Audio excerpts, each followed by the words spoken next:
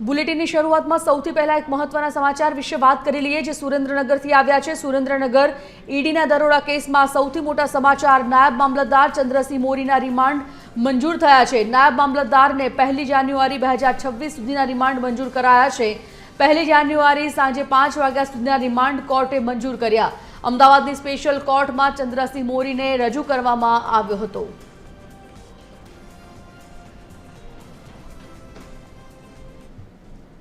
કલેક્ટરના કેસમાં જે રીતે ગઈકાલથી ઈડીએ જે રીતે રેડ પડીને ત્યાર પછી તેના દ્વારા લાંચ રૂશ્વત વિરોધી બ્યુરોમાં પણ તેના દ્વારા પત્ર લખવામાં આવ્યો ને ત્યાર પછી તેના સંદર્ભે પણ કેસને ફરિયાદ દાખલ કરવામાં આવી છે।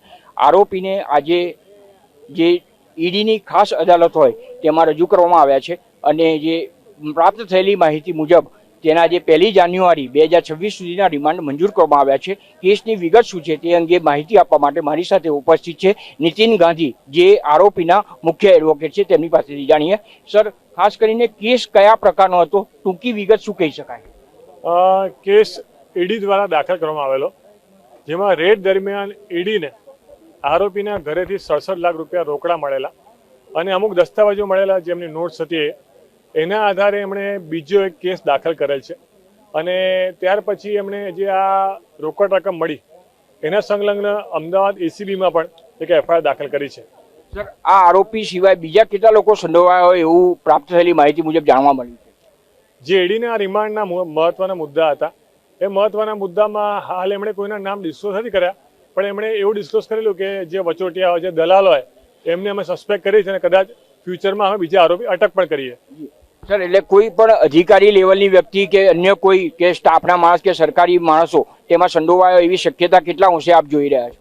હાલ આપણે જો આખો રિમાન્ડનો જે મુદ્દા વાંચીએ લોકોના ઈડીના, એમાં કોઈ પણ જગ્યાએ કોઈ પણ સરકારી અધિકારીના નામ ડિસ્ક્લોઝ કરેલ નથી, માત્ર એજન્ટ અને દલાલ એટલી જ વાતો છે। એટલે સર, હવે જ્યારે 7 દિવસ એટલે 1 જાન્યુઆરી 2026 સુધીના રિમાન્ડ આપવામાં આવ્યા છે ત્યારે તેમાં કયા પ્રકારની વાતો નીકળી શકે એવું આપને લાગી રહ્યું છે?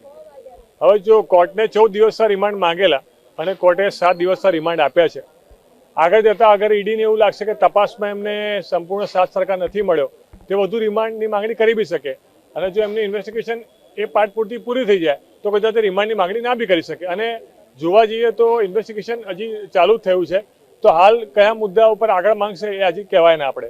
સાહેબ, એટલે છેલ્લો પ્રશ્ન, હવે આપણે અત્યારે એટલું કહી શકીએ કે 1 જાન્યુઆરીએ આખરી શું ચુકાદો કોર્ટ તરફથી આપવામાં આવે તેના પર સર્વ આધાર રહેશે? હા, 1 જાન્યુઆરીએ જ્યારે આરોપી રજૂ કરે ત્યારે ઈડીનો સ્ટેન્ડ શું છે કે એમને તપાસમાં આગળ જરૂર છે કે નહીં એ બધા મુદ્દા ક્લિયર થશે। ધન્યવાદ સર। આ હતા નીતિનભાઈ ગાંધી સર કે જેઓ આરોપીના મુખ્ય એડવોકેટ છે।